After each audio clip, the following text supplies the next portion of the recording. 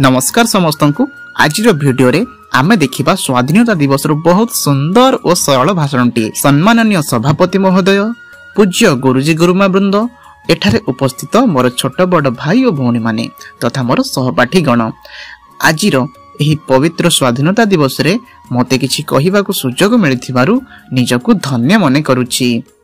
आज हेउछि अगस्त 15 तारिख। आम देशर स्वाधीनता दिवस पालन करिबा पई आमे समस्त आज एकत्रित होइछंती। एही शुभ अवसर रे समस्तंकु मोर अनेक शुभेच्छा और अभिनंदन।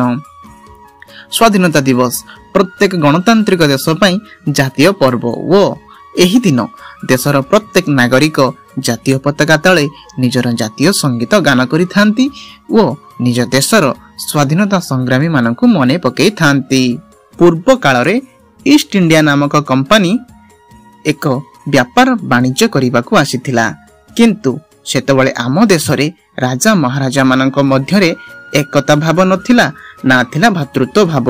धीरे धीरे सेमानकर एही दुर्बलतार सुजोग नै ब्रिटिश माने पूरा भारत को शासन करबाकू लागिले आउ आरंभ करदेले निरीह भारतवासी उपरे अन्याय और अत्याचार लुटिबाकू लागिले एही सुनार भारत को।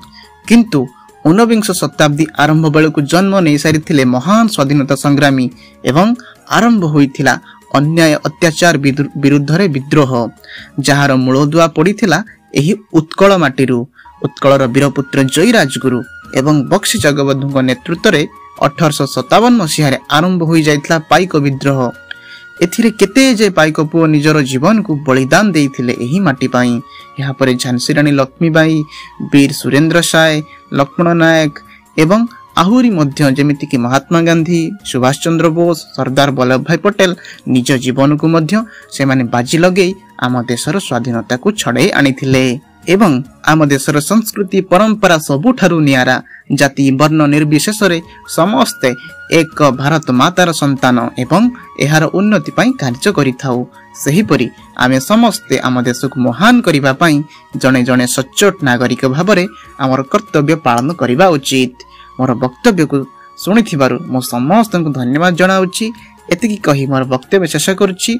जय हिंद, जय भारत। जदि आपण मानको भाषण टी भल लागिछि तो निश्चित गोटे लाइक करंतु एवं निजर फैमिली और सांग मानक सहित मध्य शेयर करी समस्त को जणाई दियंतु। तो रहुछि, धन्यवाद।